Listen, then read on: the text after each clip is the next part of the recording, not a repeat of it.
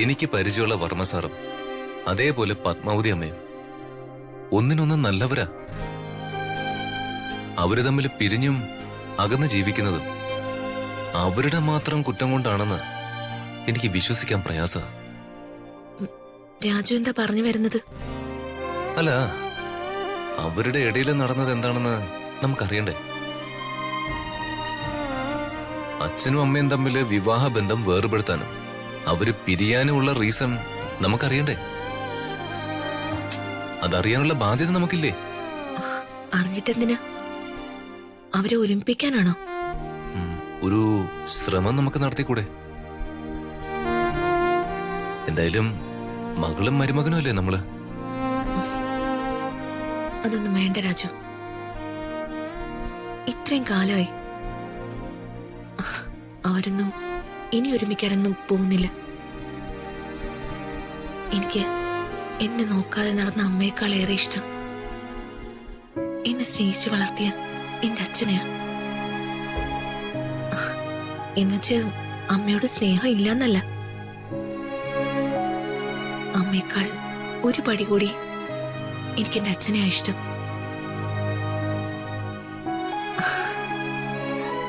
എന്റെ അച്ഛന് മനസ്സിന് വിഷമം ഉണ്ടാക്കുന്ന ഒരു കാര്യവും ഞാൻ ചെയ്യില്ല രാജു. ഞാൻ പറഞ്ഞതേ ഉള്ളൂ ഋതുവിന്റെ ഇഷ്ടം.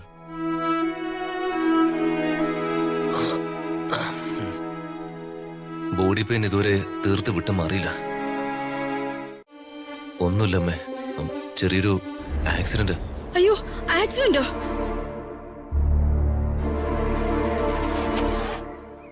അത് പോക്കറ്റ് റോഡിൽ നിന്ന് വന്ന മറ്റൊരു ബൈക്ക് ഇടിക്കാതിരിക്കാൻ ഞാൻ എന്റെ ബൈക്ക് ഒന്ന് വെട്ടിച്ചു. അങ്ങനെ വീണതാ. ആക്സിഡന്റ്. അയ്യോ, എന്നിട്ട് നീ ഹോസ്പിറ്റലിൽ പോയില്ലേ? ഡോക്ടർ എന്ത് പറഞ്ഞു? ഒന്നുമില്ലമ്മേ, വേറെ കുഴപ്പമൊന്നുമില്ല.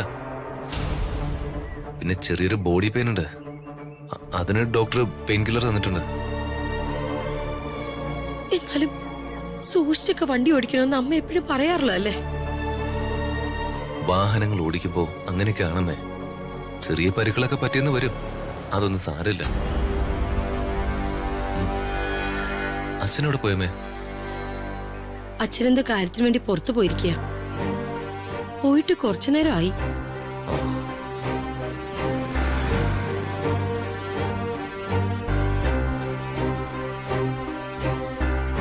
ആ, ദേ അച്ഛൻ വന്നല്ലോ.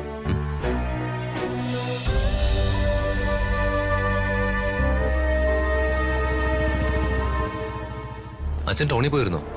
അല്ലടാ, നിനക്ക് ആക്സിഡന്റ് പറ്റിയ കാര്യം എന്റെ ഒരു ഫ്രണ്ട് വിളിച്ചു പറഞ്ഞ് ഞാൻ അറിഞ്ഞു. ആ, ഞാൻ അപകടം നടന്ന സ്ഥലം വരെ ഒന്ന് പോയതാ. ആ ആക്സിഡന്റ് ഉണ്ടാക്കിയ വാഹനം ഓടിച്ചിരുന്ന ആളെ ഞാൻ നേരിട്ടൊന്ന് കണ്ടു. അവർക്ക് ചെറിയൊരു കോമ്പൻസേഷൻ കൊടുക്കണമെന്ന് എനിക്ക് തോന്നി. നീ കൊടുത്തു ഞാൻ അറിഞ്ഞു. പോരാത്തത് ഞാനും കൊടുത്തിട്ടുണ്ട്.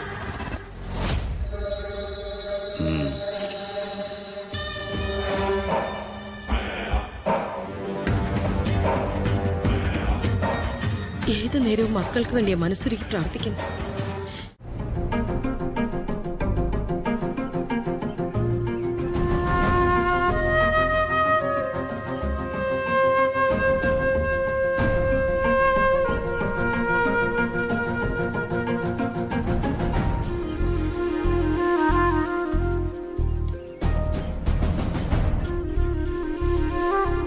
എന്താടാ, ടെൻഷൻ ഒഴിഞ്ഞ നേരം ഇല്ലല്ലേ? പുതിയ വള്ളി വല്ലതും വന്ന് പഴി ചുറ്റിയോ? അതല്ല ചാ, ഞാൻ ഋതിക മാഡത്തിന്റെ അമ്മയുടെ കാര്യം ആലോചിക്കുക.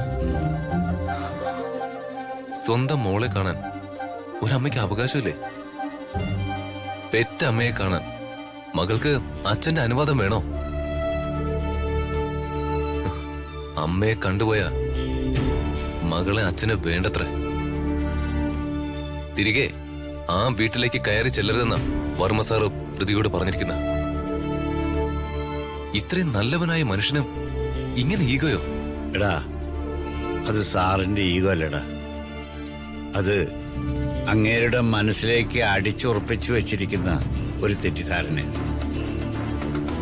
അമ്മയും അച്ഛനും നഷ്ടപ്പെട്ടപ്പോ കൂടപ്പിറപ്പുകളെ നോക്കി വളർത്തിയത് താനാണെന്നും താൻ അവരുടെ അമ്മയുടെ സ്ഥാനത്താണെന്നും ഒരു വലിയ കള്ളത്തരം അംബിക പറഞ്ഞു വരുത്തിയിട്ടുണ്ട്. അംബികയോടുള്ള വർമ്മ സാറിന്റെ സെന്റിമെന്റ്സ്, അതാണ് വർമ്മ സാറിനെ കടപ്പാട് പറഞ്ഞ് തളച്ചിട്ടിരിക്കുന്നത്. അവരുടെ തടവറയില്ല വാസ്തവത്തിൽ വർമ്മ സാർ. അംബിക പറഞ്ഞ വർമ്മ സാർ എന്തും കേൾക്കും, എന്തും വിശ്വസിക്കും. അംബികയോടുള്ള വർമ്മ സാറിന്റെ അമിത സ്നേഹവും വിധേയത്വമാണ് ആ കുടുംബത്തെ തകർത്തത്. സത്യം പറഞ്ഞ വർമ്മ സാറിനും ശേഖരനും വേണ്ടി ഈ അംബിക ഒന്നും ചെയ്തിട്ടില്ല. അവരിന്നും വർമ്മ സാറിനെ ചൂഷണം ചെയ്ത് ജീവിക്കുക. വർമ്മ സാറിനും ശേഖരൻ സാറിനും ഈ അംബികയ്ക്കും ഒരൊറ്റ രക്ഷകർത്താവേ ഉണ്ടായിട്ടുള്ളൂ. അത് മഹാദേവ വർമ്മ സാറാ. അച്ഛാ, കോടികളുടെ സ്വത്തുണ്ടായിട്ടും ഒരു അനാഥയെ പോലെ അലഞ്ഞു തിരിയാ പത്മാവതി എന്ന ഞങ്ങളുടെ അമ്മ. അവരെ കാണരുതെന്നൊക്കെ ഋതികയോട് വർമ്മ സാർ പറഞ്ഞ. എടാ, നീ ധാർമ്മിക രോഷം കൊള്ളരുത്. ഞാൻ നിനക്കൊരു താക്കീത് തരുന്നു. അത് നിന്റെ അച്ഛന്റെ താക്കീതാ. ഇത് നീ മനസ്സിൽ സൂക്ഷിക്കണം. വർമ്മ സാറും പത്മാവതി മാഡവും തമ്മിലുള്ള പ്രശ്നത്തില് നീ ഇടപെട്ടു പോകരുത്.